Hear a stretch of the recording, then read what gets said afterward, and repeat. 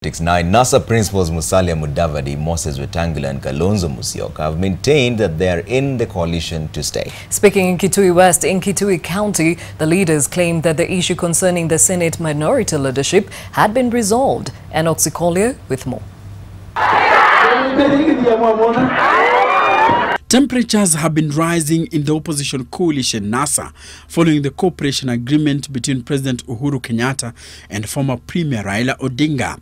If we are in opposition and there is dialogue, let us not in the process suffocate NASA. The statements coming days after ODM senators kick-started the push to have Ford Kenya party leader Wetangula ousted as the leader of minority in the Senate.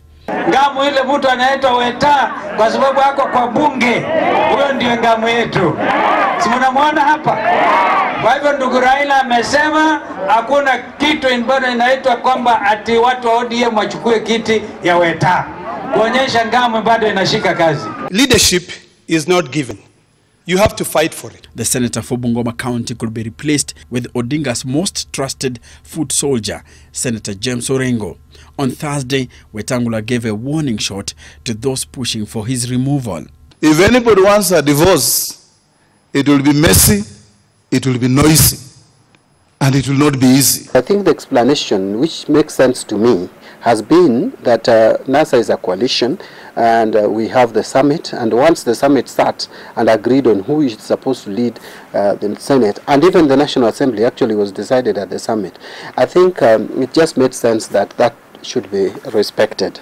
A lot of things have since happened, but it is for the senators to decide, because they have the powers within them to decide. They can hold a meeting and replace leadership. The Uhuru-Raila handshake has indeed left the NASA house in a state of confusion over what really transpired. Sisi tusidanganyane. A section of ODM MPs have gone full throttle, declaring support for William Ruto's 2022 presidential ambitions. ODM chairman, however, says the subject of the 2022 Kenyatta succession contest did not and does not arise. He says the 2022 debate will only scuttle the real agenda of the talks that were initiated by the head of state and the opposition chief, among them electoral justice and police reforms. We are talking about a closure to 2017 election. We are talking about how to improve the welfare of Kenyans. How do we grow the economy? What are some of the problems that we are facing as a country that needs to be fixed? It has nothing to do with who is going to become the president in 2022. Whoever will become the president in 2022, that's a totally different ball game. It has a lot of other dynamics to it. Some NASA leaders have since questioned ODM's commitment to the NASA coalition.